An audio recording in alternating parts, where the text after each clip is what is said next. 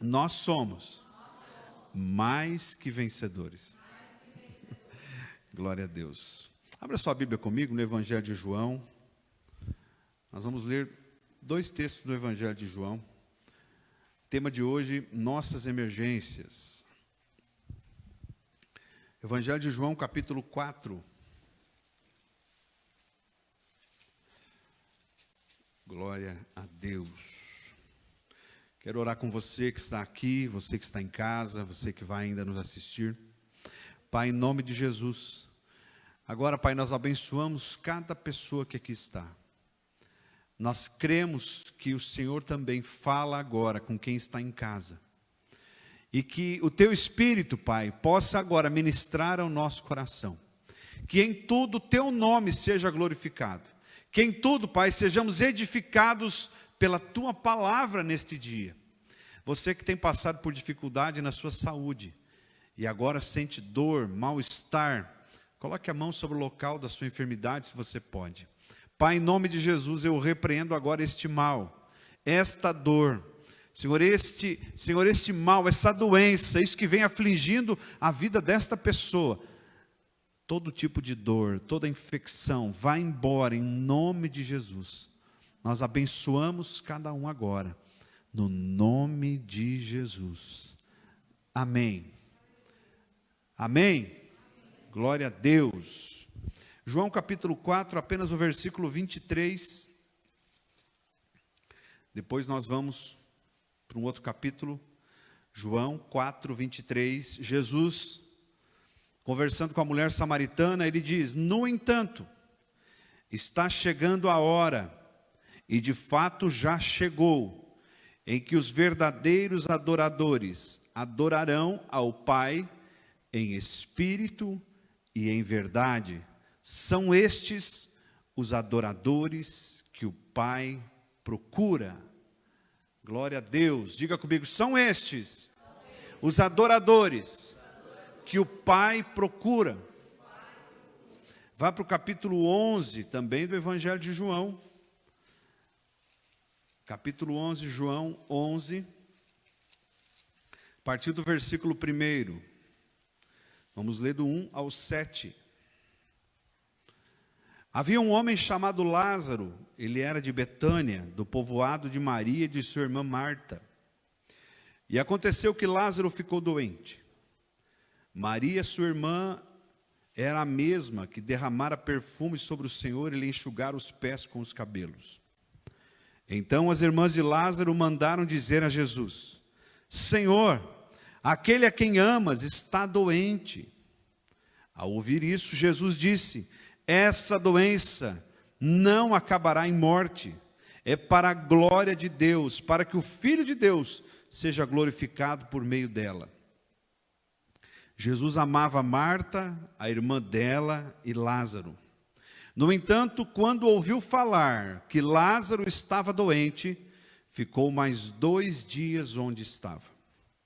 Depois disso, disse aos seus discípulos: vamos voltar para a Judeia. Agora você vai lá para o versículo 17. João 11, 17. Ao chegar, Jesus verificou que Lázaro estava no sepulcro havia 4 dias. Betânia distava cerca de 3 quilômetros de Jerusalém. E muitos judeus tinham ido visitar Marta e Maria para confortá-las pela perda do irmão.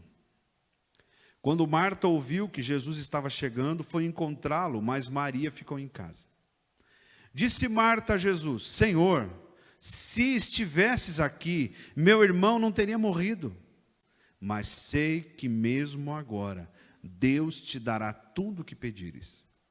Disse-lhe Jesus: o seu irmão vai ressuscitar. Marta respondeu: eu sei que ele vai ressuscitar na ressurreição no último dia. Disse-lhe Jesus: eu sou a ressurreição e a vida. Aquele que crê em mim, ainda que morra, viverá. E quem vive e crê em mim não morrerá eternamente. Você crê nisso? Ela lhe respondeu: sim, Senhor, eu tenho crido que tu és o Cristo, o Filho de Deus, que deveria vir ao mundo. E depois de dizer isso, foi para casa e, chamando à parte Maria, disse-lhe: o mestre está aqui e está chamando você. Ao ouvir isso, Maria se levantou depressa e foi encontrá-lo. Jesus ainda não tinha entrado no povoado, mas estava no lugar onde Marta o encontrara. Quando notaram que ela se levantou depressa, os judeus que estavam a confortando em casa seguiram-na, supondo que ela ia ao sepulcro para chorar. Chegando ao lugar onde Jesus estava e vendo Maria, Maria prostrou-se aos seus pés e disse: Senhor, se estivesses aqui, o meu irmão não teria morrido. Ao ver chorando Maria e os judeus que a acompanhavam, Jesus agitou-se no espírito e perturbou-se. Onde o colocaram? Perguntou ele. Vem e vê, Senhor, responderam eles. Jesus chorou. Então os judeus disseram: vejam como ele o amava. Mas algum deles disseram: ele que abriu os olhos do cego não poderia ter impedido que este homem morresse? Jesus, outra vez profundamente comovido, foi até o sepulcro. Era uma gruta com uma pedra colocada na entrada. Tirem a pedra, disse ele. Disse Marta, a irmã do morto: Senhor, ele já cheira mal, pois já faz 4 dias. Disse-lhe Jesus: eu não lhe falei que se você cresce veria a glória de Deus? Então tiraram a pedra. Jesus olhou para cima e disse: Pai, eu te agradeço porque me ouviste. E sei que sempre me ouves, mas disse isso por causa do povo que está aqui, para que creia que tu me enviaste. Depois de dizer isso, Jesus bradou em alta voz: Lázaro, vem para fora. O morto saiu com as mãos e pés envolvidos em faixas de linho e o rosto envolto num pano.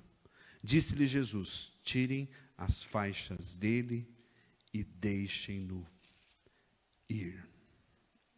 Feche teus olhos um pouquinho. Pai, em nome de Jesus, obrigado. Obrigado por esse tempo que aqui estamos. Obrigado por esse culto que o Senhor permite que estejamos fazendo. E obrigado por esta palavra, que é viva e eficaz. Obrigado por cada um que aqui está. Obrigado por aqueles que nos assistem. E agora nós apenas pedimos a voz do Teu Espírito, a presença do Teu Espírito Santo. Especialmente, Pai, hoje eu oro por aqueles que aqui estão, que ainda não Te conhecem. Aqueles que precisam, Pai, de um verdadeiro toque, de uma verdadeira experiência com o Senhor. Senhor, que essa pessoa não saia daqui sem que o Senhor fale claramente ao seu coração. Eu oro por aqueles que estão longe de Ti. Que eles hoje, Pai, sintam a aproximação do Senhor e se reconciliem com o Senhor. Obrigado, Pai. Nós oramos em nome de Jesus. Amém. Bota a mão no seu coração, diga: Deus, fala comigo. Queridos, tanta coisa que podemos falar sobre esses textos que lemos, tanta coisa aí. E assim, para a gente que vai ministrar, é algo difícil, porque, vou usar um exemplo aqui, vou pegar a Estela, que é professora, como exemplo também. Não me lembro, a Nedir é professora, tem mais algum professor aqui? Né? A Leninha, obrigado. Né? E a gente que às vezes vai preparar uma aula, a gente chega lá no dia da aula e aquele assunto, ele é tão envolvente, ele é tão contundente, que a gente acaba se empolgando, né? Eu às vezes ouço dos meus alunos: professor, vamos dar um tempo. E eu me lembro das primeiras aulas que eu dei, né? Isso foi em 2000 para 2001, Cléo era meu aluno naquele tempo, né? Vocês já estão percebendo como nós já somos experientes, né, Cléo? Né? Se eu não me engano, o Cléo fazia um curso de ciências contábeis, né, Cléo? E eu me lembro que nas primeiras aulas que eu fui dar lá no ensino superior, teve um aluno que chegou para mim assim no final da aula e falou: professor, a tua aula não termina aqui, vai ter mais aulas. Ou seja, ele estava achando que eu estava passando todo o conteúdo numa aula só, e era exatamente isso que eu estava tentando fazer e não estava percebendo, né? Tem um pastor que eu conheço, que quando ele vai ministrar, ele não consegue ministrar usando um texto, ele tem que usar 50 textos, né? E às vezes a gente é assim, né? Um espírito feminino toma conta da gente, a gente começa a falar demais, né? Homens, concordam comigo? Né? A ciência, o Darlan vai concordar, né, Darlan? A ciência prova que as mulheres falam muito mais do que os homens, né? Entre 3 e 4 mil palavras, né? Tem algumas exceções, que nem o caso do Leandro, a gente entende. É só para descontrair.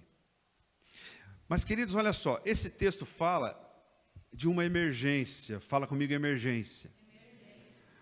Né? Emergência, você pode lembrar da última emergência que você teve?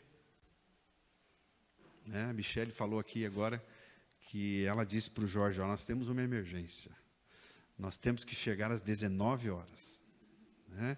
Ela mandou uma mensagem para mim, falou: pastor, eu me atrasei, estou saindo de casa. Falei: irmã, eu entendo, mas se tu não chegar às 19 horas, nós vamos ter que começar. E aí, quem que pagou o pato? Fala comigo, foi o Jorge. E era uma emergência chegar aqui às 19 horas, né? Mas às vezes a gente tem emergência, que a gente vai para os pés do Senhor, a gente vai para a oração, né? E vira e mexe, a gente tem uma emergência. E quando a emergência é nossa, quando a emergência é minha, parece que a emergência do outro não é tão emergência. Já perceberam isso? Né? Por quê? Quando você vai levar um filho para consultar, quem que é pai ou mãe sabe do que eu estou falando, né? Quando você vai levar um filho para consultar, o filho às vezes é pequeno, está lá, e o médico passa, consultou um, consultou outro. Aquelas enfermeiras parece que não estão nem aí, né? E você ali, escuta aqui, não vão atender meu filho? Né? É por isso que às vezes realmente o pai e a mãe eles são convidados a ficarem mais longe, né? Porque o meu filho, ele está sofrendo mais do que aquele outro que o médico está atendendo. Não é? Então, as nossas emergências, elas sempre têm uma prioridade para nós diferente das emergências dos outros. Mas eu quero dizer uma coisa para você, que no reino espiritual, talvez, Rafa, as nossas emergências não sejam as emergências de Deus. Ou ainda, talvez, no mundo espiritual, aquilo que Deus vai fazer com aquilo que nós achamos que é emergência, é algo muito maior do que solucionar aquilo que nós queremos naquele momento. Existe um versículo na Bíblia, um dos primeiros versículos que eu decorei, inclusive está escrito ali na entrada de Santa Helena, numa indústria: entrega o teu caminho ao Senhor, confia nele, e o mais Ele fará. Olha só, Salmo 37. Né? O que esse versículo está dizendo? Né? O que o salmista está dizendo? Entrega o teu caminho e confia. Mas a gente às vezes entrega e fica falando: Deus, o Senhor não ouviu? Deus, o Senhor não vai resolver esse meu problema, porque é emergência. É emergência, eu preciso resolver. A oração, querido, pedindo para Deus resolver, ela é necessária. Até os ateus, sem crerem em Deus, eles oram de alguma maneira. Eles oram pela conspiração de um poder. Então as emergências, elas nos levam a orar, elas nos levam a pedir, elas nos levam a clamar. Logo, se isso acontece, nós precisamos de emergências. Quando é que a gente mais valoriza a saúde? Quando está doente. Não é verdade? Quando está doente. Quando a gente não está doente, a gente está de boa em casa, a gente nem percebe que saúde é importante. Mas aí cai de cama. Aí eu vou falar mais os homens, né? Porque o homem com gripe é que nem uma mulher dando à luz. É a mesma dor. Não é, Evandro? É a mesma dor. O que está concordando? A Vanessa está concordando assim. Concordando. Né? Um homem com gripe sente mais dor do que uma mulher que dá à luz. Né? Parece, né, seu Pedro? Parece, não. Eu quero contar uma coisa para você. Lázaro era amigo de Jesus. E ele adoeceu. A Bíblia diz que os dois se amavam. Jesus amava Lázaro. Ele adoeceu e morreu. Querido, a doença é inerente ao ser humano. A morte física é inerente ao ser humano. Mas a ressurreição é inerente aos salvos. Você está me entendendo? Jesus não foi lá ressuscitar Lázaro simplesmente para dizer que ele tinha poder para ressuscitar. Ele tem poder. E isso não está escrito aqui para que hoje eu viesse aqui para ministrar para vocês, simplesmente para dizer, Jesus ressuscitou o morto. Mais um. Não. O que está escrito, queridos, é que Lázaro e Jesus eram amigos. Jesus amava Lázaro, Lázaro amava Jesus, e ele ficou doente, e além de ficar doente, ele morreu. Mas ele não ficou no sepulcro. Jesus deu ali um exemplo do que vai acontecer comigo e com você, se nós não formos apenas inerentes às questões humanas, mas formos inerentes às questões espirituais. Então a minha emergência, ela precisa ter uma conotação espiritual. A Bíblia diz, vós que sois espirituais. Então nós não somos mais simplesmente homem e mulher de carne e osso. Nós somos espírito, nós temos alma e habitamos no corpo. A ciência diz que nós somos corpo, alma e espírito, inerente ao ser humano. Mas depois que eu entrego a minha vida para Jesus, Paulo diz, não sou mais eu que vivo, mas Cristo vive em mim. Significa que as minhas emergências, elas precisam ter alguma conotação espiritual. Eu preciso compreender que aquilo que é importante para mim, que eu quero que Deus faça na minha vida, precisa ter uma ligação com o céu. Porque se aquilo que eu quero que Deus faça na minha vida não tem uma ligação com o céu, Ele não pode fazer. E talvez esteja aqui a justificativa de tantos atrasos. Atrasos, atrasos, atrasos, atrasos. Irmãos, tem oração que eu faço há 15 anos. 15.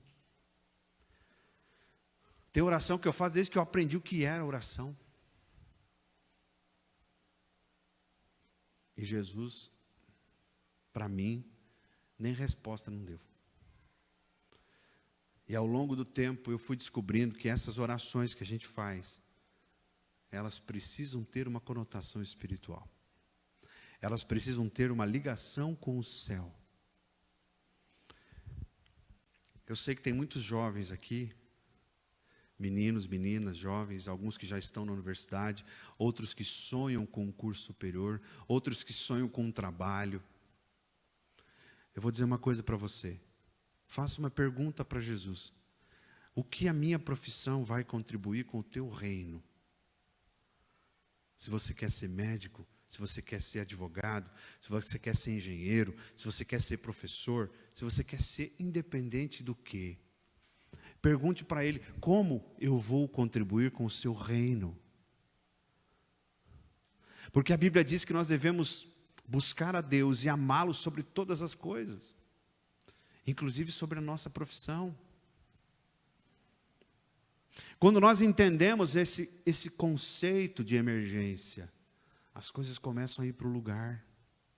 Nós começamos a entender que algumas coisas dão certo e outras não, porque nós ainda não conectamos as coisas como deveríamos ter conectado. Amém?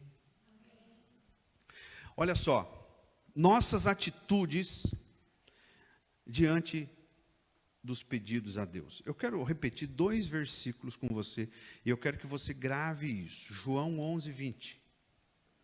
João 11:20. Você que está em casa, pegue a sua Bíblia.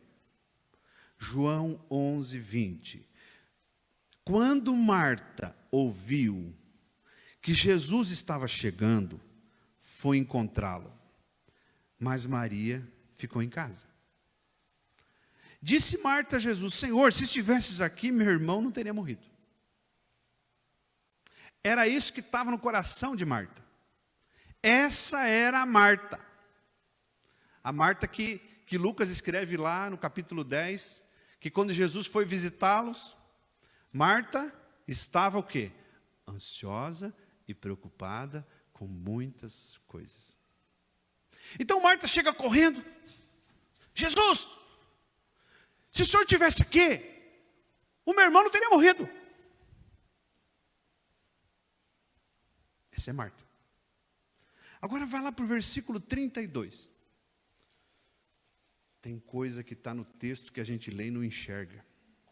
Mas de repente veio o Espírito Santo e fala: eu quero revelar algo novo para você. Versículo 32. Chegando ao lugar onde Jesus estava, e vendo-o, Maria prostrou-se aos seus pés e disse: Senhor, se estivesses aqui, o meu irmão não teria morrido. Misericórdia. O que Marta fez? Correu e pediu. Correu e falou. Marta correu e botou para fora aquilo que estava no coração. Maria correu também, mas antes de pedir, antes de falar, ela adorou. Ela se prostra aos pés. Tem diferença? Eu não sei se você já percebeu, mas muitas vezes, queridos, nós achamos que Deus é o nosso funcionário. Tem uma coisa que eu sempre faço, e muitas vezes já deu certo, já contei aqui, que é orar por vaga de estacionamento. Né?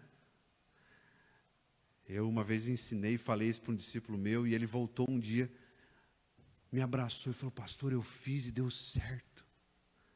Eu quero dizer uma coisa para você: para mim dá certo, talvez para você não dê. Para mim dá. Mas um dia eu orei e não deu. E tinha uma pessoa comigo e eu passei vergonha. E aí depois eu fui orar, falei: Senhor, por que não deu certo? Ele falou: porque você já está se achando. Porque você já está querendo fazer para mostrar. E eu falei para mim daí: toma.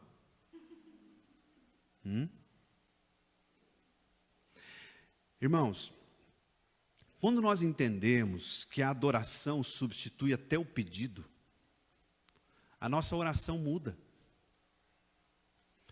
Se o meu filho está doente, antes de orar pedindo a cura do meu filho, eu vou adorar o Senhor. Se eu estou sem dinheiro, antes de orar pedindo, se orar para as portas, eu preciso pagar minhas contas, eu preciso viver, eu preciso comprar comida, eu preciso pagar aluguel, eu preciso pagar água, luz. Adore. Você pode falar o que você quiser depois, mas não mude a ordem das coisas. A adoração, queridos, ela muda as circunstâncias à nossa volta. Olha só, quando Marta chega e fala para Jesus, Jesus fica, a Bíblia é muito clara em dizer que Jesus permaneceu, fala comigo, permaneceu onde ele estava quando Marta o encontrou. Jesus ficou ali. Mas agora, sabe o que aconteceu quando Maria vem, adora e fala para ele, chorando aos seus pés? Ele se dirige ao sepulcro. Percebe como a adoração, ela muda a circunstância?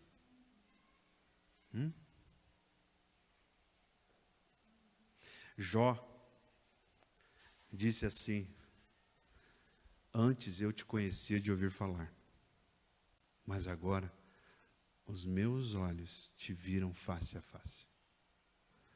Sabe por que Jó falou isso? Não porque ele estava em pecado, não porque ele era um homem ruim, pelo contrário.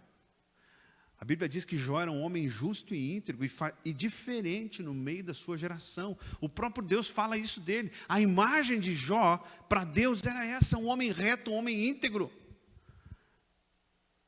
Mas de repente Jó vai para o pó, vai para as cinzas. Jó perde tudo. Família, saúde, bens, tudo. E os amigos vão lá encher a cabeça dele de minhoca.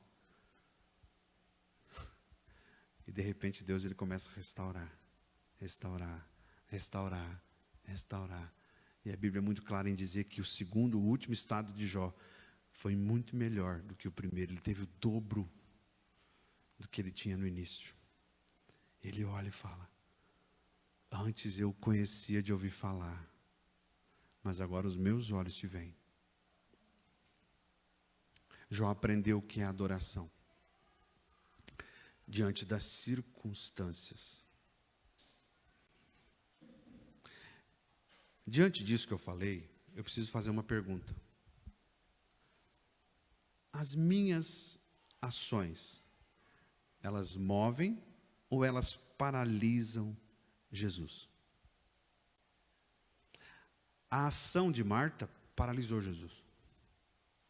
A ação de Maria movimentou Jesus rumo ao milagre. Vamos voltar para aquilo que a gente falou no início? Pega aí a sua emergência. O que é uma emergência hoje na sua vida? Eu tenho várias. Mas tem umas que eu tenho até vergonha de falar que é emergência. A gente começa a entender o que é emergência quando começa a conhecer as emergências dos outros. Muitos de nós falam: Senhor, eu tenho uma emergência, eu preciso de uma casa própria. Aí você descobre que a emergência de uma outra pessoa não é casa própria, é ter simplesmente um lugar para morar. É ter um cobertor agora no inverno. É ter comida. Aí você olha para a tua emergência, você olha para a emergência do outro e fala: esquece. Essa não é mais a minha emergência. É por isso, queridos, que quanto mais nós analisamos, e a Bíblia diz: cada um examine-se a si mesmo. Quando mais nós olhamos para dentro de nós, mais as nossas emergências elas vão mudando. Elas vão se ajustando. Então as minhas ações, elas movem ou paralisam Jesus. Eu quero dizer para você que não são palavras, não são orações em línguas, não é a intelectualidade, não é o jejum, não é a caridade, não é o dízimo, não é o trabalho. É adorá-lo em espírito e em verdade. Porque quando nós o adoramos em espírito e em verdade, todas essas outras coisas, elas vão sendo acrescentadas. Elas vão aparecendo. Elas vão se ajustando na nossa vida. Então a adoração ela tem que estar em primeiro lugar. Ela precisa estar em primeiro lugar.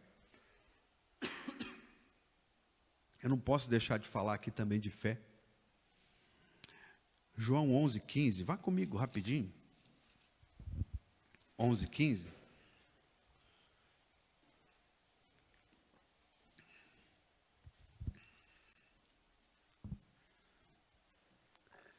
Então lhes disse claramente: Lázaro morreu, e para o bem de vocês, estou contente por não ter estado lá, para que vocês creiam. Mas vamos até ele. O que Jesus disse para os apóstolos? Lázaro morreu. Ele é enfático, morreu. Aí ele continua a frase, Kéfer, dizendo assim: mas eu estou contente por não ter estado lá quando ele morreu, ou quando ele adoeceu, para que vocês creiam. Olha só, a cura ou a ressurreição?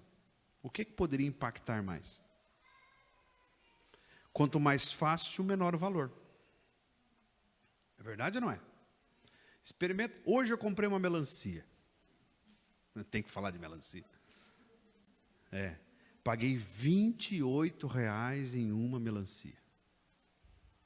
E não é grande.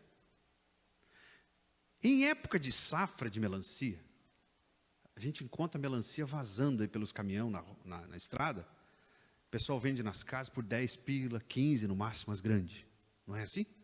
Tudo bem, que é a lei da oferta e da procura. É a lei da escassez de mercado. A economia é assim mesmo. Mas vamos partir do seguinte princípio. Seu Pedro mora lá num sítio que tem um monte de fruta. Tem fruta que se perde. Né? O Jever não está aqui hoje, eu ia falar do exemplo da bergamota.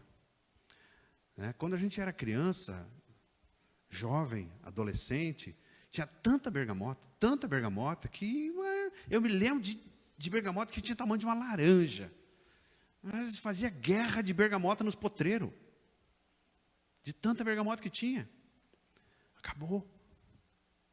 Uns dizem que foi uma peste, outros dizem que foi o agrotóxico. Raramente você encontra um pé de bergamota hoje carregado, com aquelas grandonas, né? Você vai ao supermercado, você compra até aquelas mexericas que nem cheiro tão fedido tem mais. Não é? Mas o que eu quero dizer com isso? Quando há abundância, o valor, a percepção de valor diminui. Percebe isso? Marido, como é que você fica, a tua esposa viaja uma semana? Dirá um mês. Tem marido que não sabe nem como é que abre a porta da casa. Tem gente olhando para o lado aí. Né? Vou confessar uma coisa aqui, o Rafa vai confirmar. Meu pai, quando ia tomar banho, ele gritava: Neza, traz uma cueca. Né, Rafa? Minha mãe deixava a roupa, não sei se hoje é assim, mas é provável que seja. Minha mãe deixava a roupa dele arrumada em cima da cama. E talvez ele teria dificuldade de encontrar a roupa dele no próprio guarda-roupa dele. A toalha também. Não é? Irmãos, quanto maior a abundância, menor o sabor das coisas.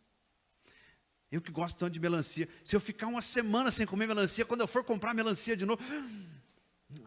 Tem alguém lá em casa que está aprendendo a gostar muito de melancia também. Hoje ainda ela falou: melancia nessa casa, nada.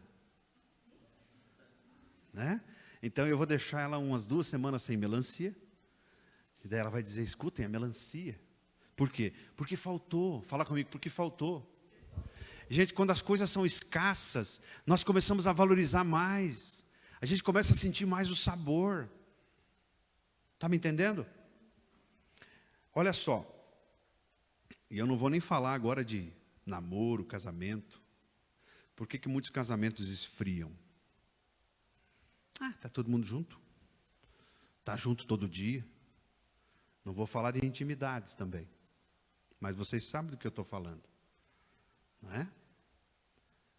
Mulheres, pensem na roupa que vocês usaram na noite de núpcias. Agora pense como é que você dorme hoje. Homens, pensa nos presentes que você dava para sua esposa quando você começou o namoro, as palavras, os bichinhos. Daqui a pouco mudou os bichos. Eu não vou falar os bichos da Michele. Não vou falar. Michele outro dia me falou um bicho, né? Falou para o Jorge, né? Tem, Jaque, bicho em casa, né? O Jaque e o Darlan estão dizendo que tem. Tem. Tem muito lugar que de gatinha muda para vaca. Não é? Jiboia. Paca. Não é? É assim, queridos. Por quê? Porque está todo dia junto, daí acha que pode. Mas o que isso tem a ver com o nosso texto, querido? Olha só, se Jesus disse assim: eu estou contente porque eu não estava lá quando ele adoeceu. Agora nós vamos para lá. E aí vocês realmente vão crer. Veja bem, se Jesus estivesse lá, quando Lázaro tivesse ficado doente, o que naturalmente as irmãs teriam feito? Jesus, Lázaro está doente. Jesus teria ido lá, teria curado Lázaro. Bom, mais um. Mas veja bem, escassou a bergamota. Não tem mais melancia. A esposa viajou, o esposo não tá perto. Lázaro não só morreu, como já havia sido colocado no sepulcro há 4 dias. E a própria irmã diz assim, já cheira mal. Querido, muitas coisas na minha vida e na sua vida precisam dar conotação de podre, para que nós aprendamos a crer. Podre não no sentido pecaminoso, podre no sentido estragado, esquecido, mofo, velho. Muitas vezes eu estou aqui pregando, eu estou orando pela palavra, eu estou ministrando em algum lugar, estou orando com alguém. Deus me traz à memória coisas que Ele falou para mim quando eu era criança. Eu nem imaginava que um dia eu iria o conhecer. Tem sonhos que eu quis tanto, sonhei tanto, pedi tanto, que hoje estão se realizando na vida das minhas filhas.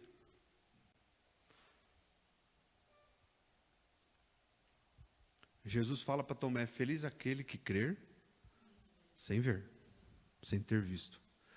Mas eu quero dizer para você, feliz, ou bem-aventurados, mas não é proibido ver para crer. Mas aqueles que creem sem ter visto, eles são felizes. Jesus então chega ali, ressuscita Lázaro. Quem que está com ele? Os apóstolos. Fala comigo, os apóstolos. Apenas 2 apóstolos ressuscitaram mortos. Um deles foi Paulo, que ressuscitou aquele menino que caiu, e o outro foi Pedro, que ressuscitou uma mulher chamada Tabita. Então Pedro olhou aquilo e pensou, peraí, mesmo já fazendo 4 dias esse homem faz, lá na frente, Pedro tem a sua experiência de ressuscitar mortos. Então Jesus ele é completo, fala comigo, Jesus é completo, inclusive nos seus ensinamentos.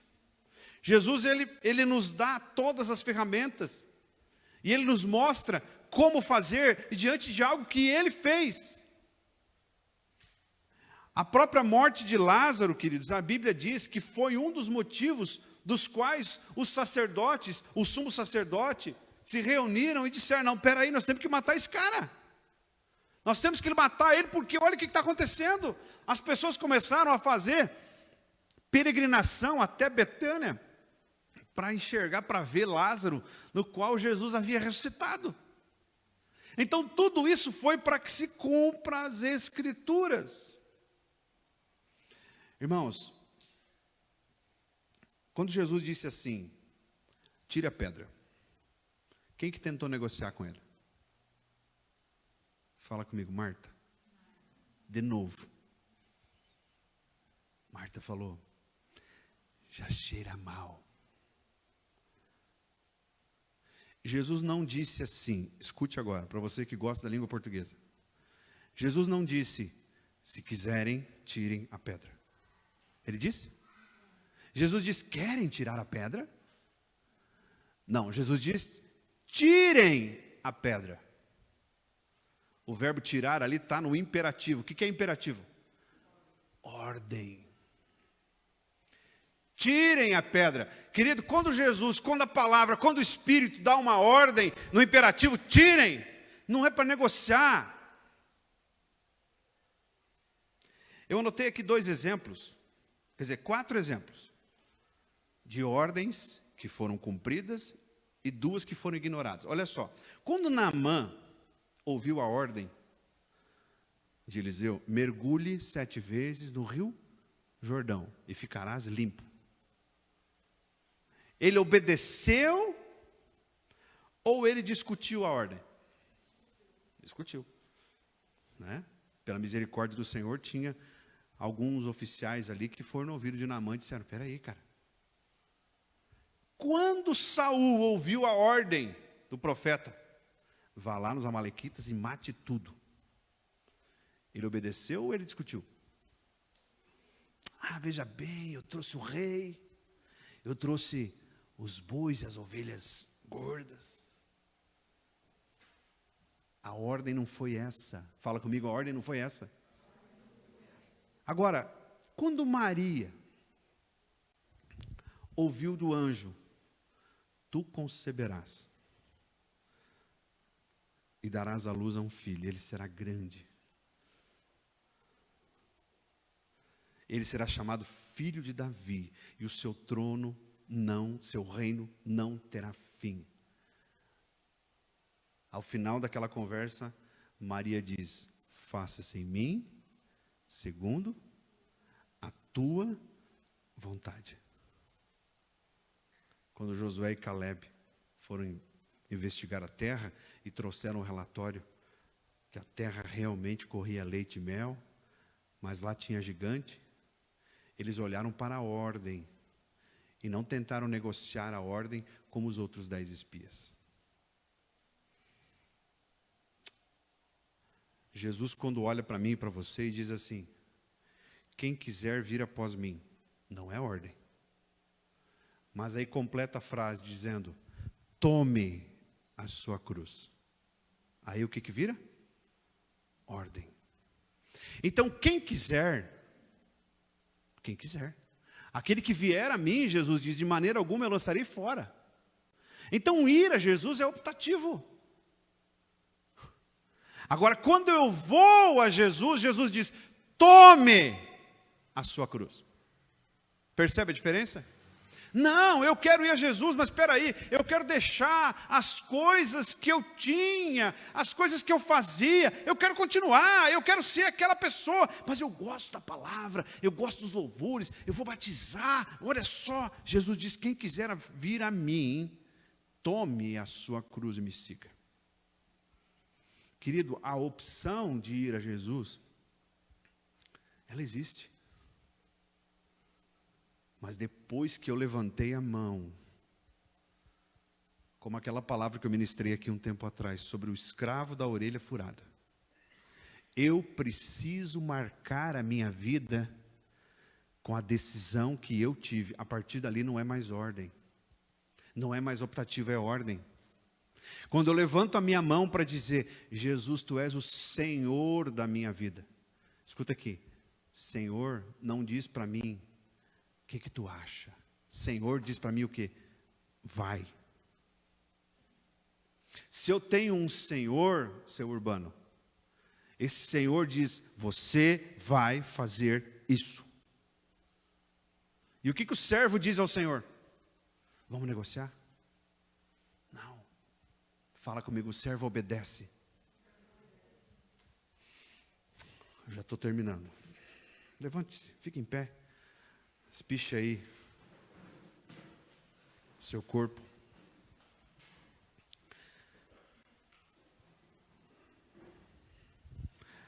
Escuta só. As irmãs de Lázaro mandaram dizer a Jesus: Senhor, aquele quem ama está doente.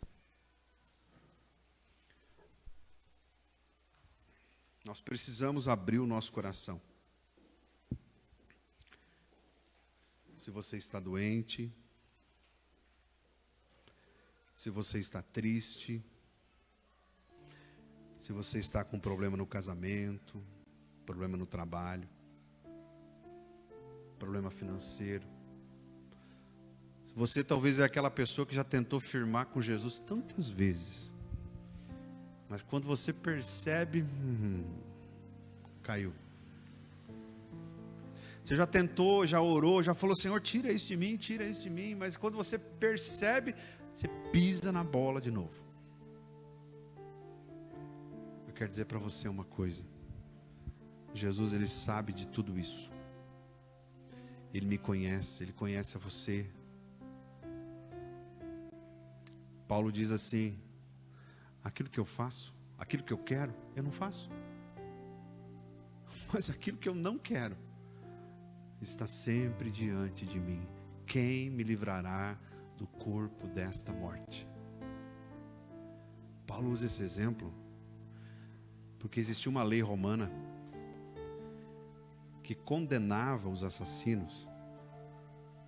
Uma das penas era amarrar o cadáver, Jorge, nas costas do assassino. Ele ficava preso ao assassino até se decompor completamente.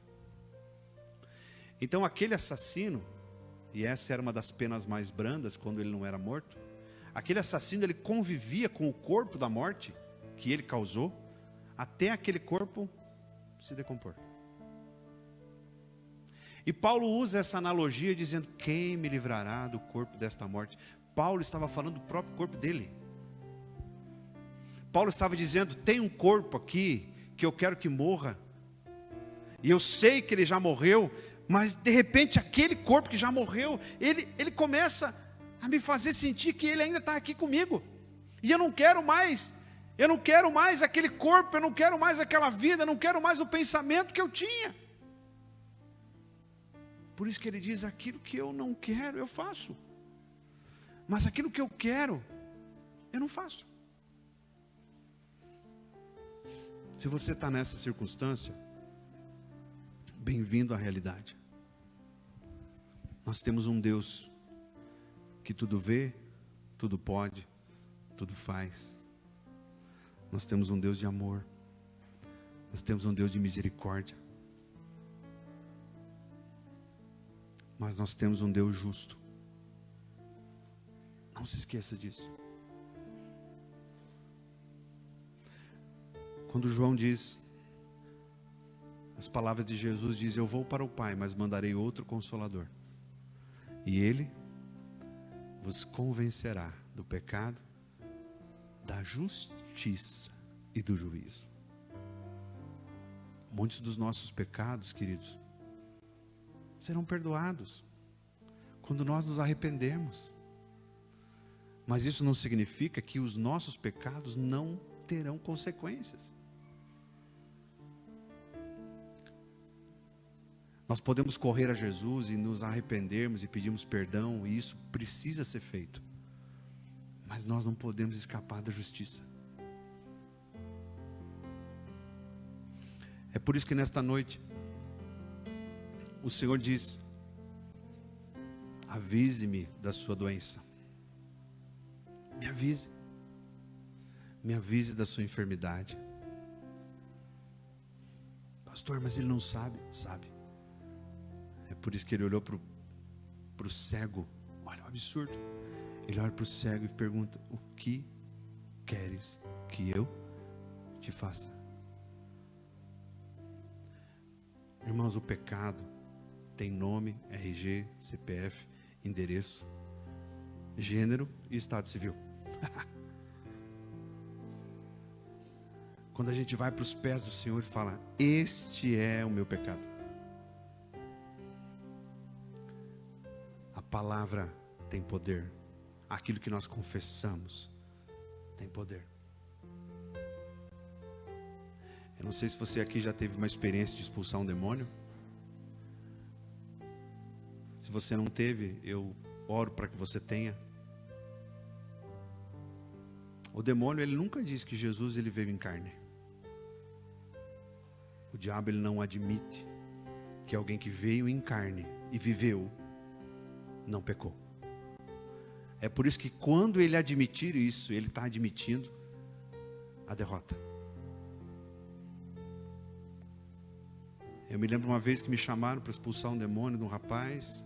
Já tinham dado calmante para ele, já tinham amarrado. E eu cheguei lá, ele me jogou um copo de vidro. Aí eu orei com ele, aparentemente ele se acalmou. Fui fazer oração com ele, de repente eu disse para ele declarar que Jesus veio em carne e o demônio se manifestou de novo. Se você tem dúvida de que Jesus nasceu de uma virgem, morreu e ressuscitou e está à direita de Deus, e em todo esse processo ele não pecou, hoje Deus te chama para corrigir essa linha. seja luz, adore. Como diz a música que a gente cantou aqui, não importam as circunstâncias.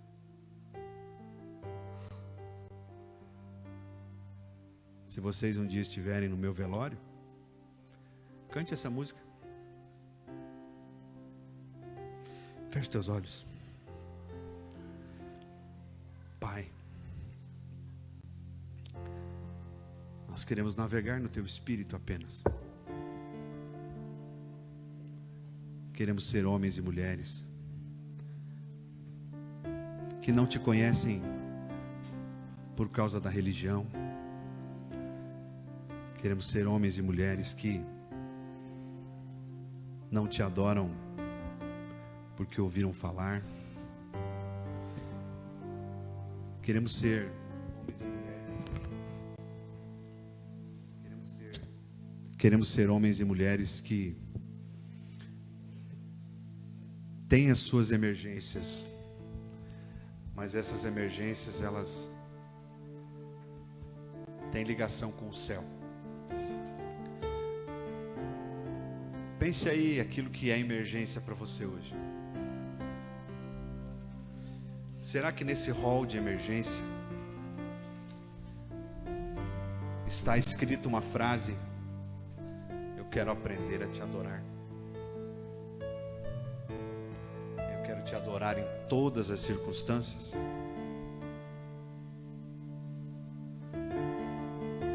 Pai, que nesta noite ninguém saia daqui da maneira como entrou, mas convencido, tocado de que a adoração muda as circunstâncias.